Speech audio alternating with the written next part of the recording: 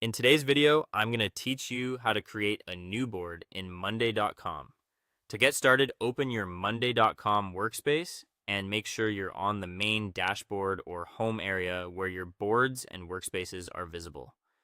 This is where you'll manage projects, workflows, and team collaboration. So it's a good starting point before building anything new. If your screen looks slightly different, that's normal, since layouts can vary a little depending on your account setup. Once you're in your workspace, look for the option to add a new board. This is usually easy to find and is designed to help you create a fresh space for tracking work. Click that option to begin the setup process. Creating a board is one of the most important parts of organizing your work in monday.com because the board becomes the central place where your tasks, updates, and progress will live. Next, choose the board type that fits your needs. Monday.com may offer different board options depending on how you want to work, such as a main board for broader collaboration, a private board for more limited access, or a shareable board for working with people outside your team.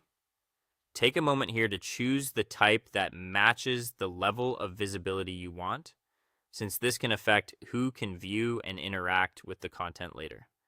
After that, name your board based on your workflow or project. Try to choose a title that is clear and specific so it's easy to recognize later. A good board name helps you and your team quickly understand what the board is for without needing to open it first. Once the board is created, start adding groups to organize different sections of work. Groups are helpful for separating tasks into categories, phases, departments, or time periods.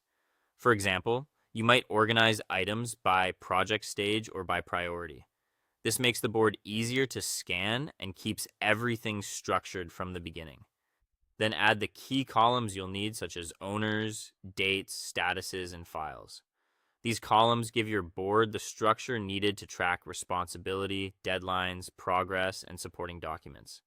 Setting up the right columns early saves time later and makes updates much more consistent. When everything looks good, save the board and start adding tasks. Each task can represent a piece of work that needs to be completed, assigned, and monitored. From here, you'll have a functional board ready to support your workflow and keep your project organized.